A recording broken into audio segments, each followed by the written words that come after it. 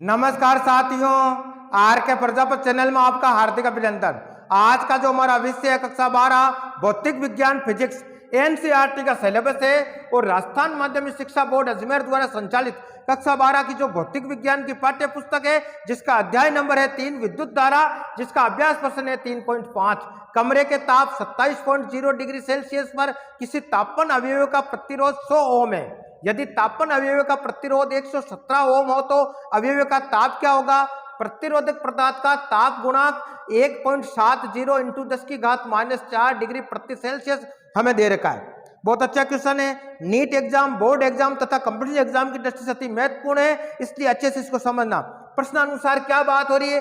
कमरे के तापमान यानी कमरे का तापमान माना कि T1 बराबर हमें दे रखा है 27.0 डिग्री सेल्सियस दे रखा है, पर किसी तापमान अवयव का प्रतिरोध माना कि R1 बराबर हमें 100 ओम दे रखा है।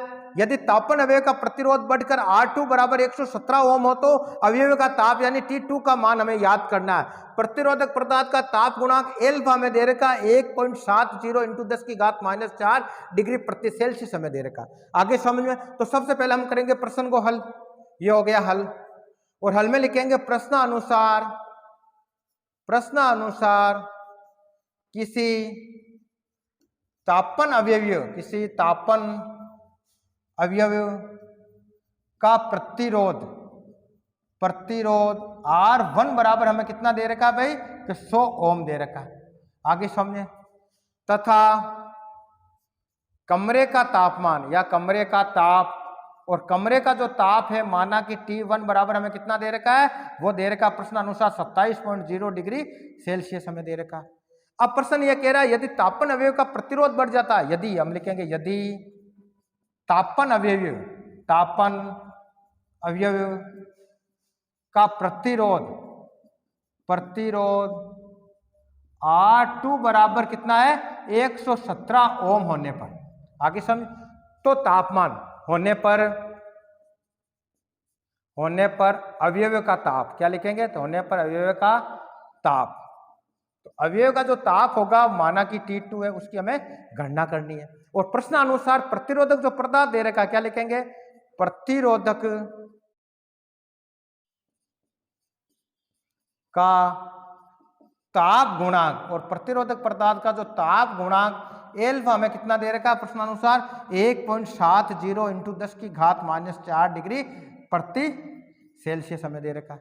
आगे समझे, तो हम जानते हैं, हमने पढ़ा है कि भाई R2 निकालने का क्या सूत्र होता है कि R2 बराबर हमने पढ़ा है कि R1 ब्रैकेट फिर 1 plus alpha T2 minus T1, ये सूत्र होता है। आगे समझ, तो इस संबंध से क्या लिखेंगे?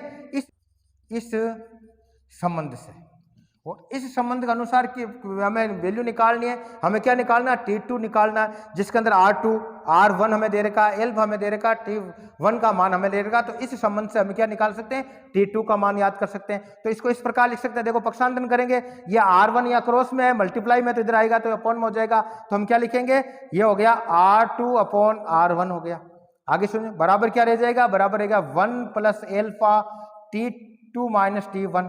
आगे समझ, अब ये एक है, इसको इधर पक्षांतरण कर देंगे, ये प्लस का इधर आएगा माइनस का हो जाएगा, तो क्या आ जाएगा? देखो भाई, तो हम लिखेंगे R2 अपॉन R1 माइनस 1 बराबर क्या रह जाएगा कि एल्फा इंटू ब्रैकेट में T2 माइनस T1। आगे समझे, अब इसको आगे सरल करेंगे तो क्या हो जाएगा? देखो भाई कि R2 बटावा R1 माइनस 1 अपॉन 1 कर सकते हैं, और बराबर क्या आ जाएगा भाई कि एल्फा T2 माइनस T1। हो गया क्लियर? अब आगे इसको देखो भाई, इन दोनों का लेसे पे लेंगे क्या हो जाएगा? R1 आ जाएगा, तो हम लिखेंगे R1, ये हो गया R1, और R1 में R1 का भाग देंगे, एक बार जाएगा, और एक को R2 से गुणा करेंगे तो क्या हो जाएगा? R2 हो गया। आगे समझे, फिर माइनस है तो ये माइनस लगा दिया। अब देखो R1 में एक का भाग देंगे कितनी बार जाएगा? कि R1 बार, और R1 को एक से गुणा करेंगे तो R1 आ जाएगा, ये हो गया R1। आगे क्लियर? आगे इसकी वैल्यू रखेंगे तो क्या हो जाएगा भाई? एल्फा T2 माइनस T1 हो जाएगा। हो गया क्लियर? अब हम क्या करेंगे? हमें क्या निकालना भाई कि T2 का मान याद करना है, तो T2 को पक्षांतरण करेंगे तो इसको इस प्रकार भी लिख सकते हैं। देखो क्या हो जाएगा भाई, हम लिखेंगे R2 minus R1 upon R1 है, ये एल्फा या मल्टीप्लाई में है तो इधर डिवाइड में हो जाएगा, तो एल्फा को इधर लेकर आगे पक्षांतरण करेंगे, एल्फा अपॉन में आ गया। पीछे क्या रह गया? पीछे रह गया T2 माइनस T1 रह गया। आगे समझे। अब इसको इस प्रकार भी लिख सकते हैं, कैसे कि हम लिखेंगे T2 माइनस T1 बराबर क्या होता है R2 minus R1 upon R1 into alpha. अब इनके देखो हमें क्या निकालना, T2 निकालना और बाकी सबकी वैल्यू हमें प्राप्त है, वैल्यू रख दो। तो इसलिए क्या हो जाएगा देखो भाई, तो हम लिखेंगे T2 माइनस T1 बराबर हो जाएगा आपके R2 का मान कितना दे रखा है, R2 का मान 117 ओम दे रखा है, तो हम लिखेंगे 117 माइनस R1 का मान कितना दे रखा है 100 ओम, हमने यहाँ 100 ओम लिख दिया। आगे अपॉन में क्या है, अपॉन के अंदर है भाई R1 का मान है 100, ये हो गया R1 100 इंटू एल्फा का मान कितना दे रखा है, एल्फा का मान हमें दे रहा है ताप पदार्थ का जो ताप गुणांक 1.70 इंटू 10 की घात -4 दे रखा है। आगे समझे, आगे सल करेंगे तो क्या हो जाएगा भाई, तो लिखेंगे T2 माइनस T1 बराबर हो जाएगा आपके 117 में से 100 गए तो पीछे रह गए 17, ये हो गया 17। अपॉन में क्या है, अपॉन के अंदर 100 इंटू 1.70 इंटू 10 की घात -4 है। आगे समझे, अब इसका पॉइंट हटाएंगे, पॉइंट के बाद में कितनी संख्या 2 है तो 2 पॉइंट हटाएंगे तो यहाँ 100 से मल्टीप्लाई कर देंगे ऊपर। आगे समझे आपके, अब देखो ये 100 से 100 कट गया, 17 से एक बार, ये 17 से 10 बार कट गया। आगे समझे, तो क्या वैल्यू रह गई, वैल्यू रह गई T2 माइनस T1 बराबर हम लिखेंगे अपॉन, ऊपर तो 1, अपॉन में क्या है कि 10 की घात 1 प्लस की इंटू 10 की घात -4। अब देखो प्लस की 1 और माइनस की 4, इसलिए प्लस माइनस माइनस हो जाएंगे तो पीछे क्या रह जाएगा भाई, ये रह गया 1/10 की घात -3 और इस घात बटावा में अगर माइनस की तो ऊपर ले जाएंगे तो क्या हो जाएगी, प्लस की हो जाएगी, तो हम लिखेंगे 10 की घात 3। और 10 की घात को किस प्रकार लिखते हैं, तो यह वैल्यू रखेंगे T2 माइनस T1 बराबर होता है 10 की घात 3 और इसको इस प्रकार लिख सकते हैं 10 इंटू 10 इंटू 10। तो वैल्यू कितनी आ गई, 10 को 10 से 100, 100 को 10 से करेंगे तो 1000, यानी 1000 वैल्यू आ गई। तो हम लिखेंगे जो तापांतर जो हमारा T2 माइनस T1 उसकी वैल्यू कितनी आई, 1000 आई। तो इस प्रकार हमें T2 निकालना है, तो T2 निकालने के लिए क्या करेंगे, हम लिखेंगे T2 बराबर हो जाएगा आपके कि 1000 प्लस इसको उधर ले जाएंगे तो ये माइनस का प्लस हो जाएगा, प्लस T1 हो गया।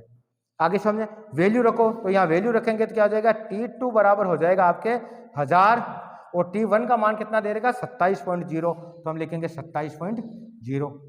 वैल्यू रखो तो क्या हो जाएगा, ये 1000 के अंदर कितना जोड़ना में 27 जोड़ना, तो क्या हो जाएगा 1027.0 और किस में आएगा, डिग्री सेल्सियस में आएगा। तो इस प्रकार जो T2 का मान हमें प्राप्त हुआ वो कितना आ जाएगा भाई, 1027.0 डिग्री सेल्सियस आपके वैल्यू आ गई। तो T2 बराबर हमें प्राप्त हुआ 1027.0 डिग्री सेल्सियस हमें प्राप्त हुआ। तो इस प्रकार आज के वीडियो के अंदर हमने कक्षा 12 भौतिक विज्ञान का जो अध्याय नंबर था 3, जिसका अभ्यास प्रश्न 3.5 को सॉल्व किया। कल के वीडियो के अंदर अगला क्वेश्चन सॉल्व करेंगे। धन्यवाद। माना कि तेरी मंजिल इन लोहों की जंजीरों में, पर तू तपेगा तेरे तपन से ये लोहा भी पिघलेगा, ये लोहा भी पिघलेगा। धन्यवाद।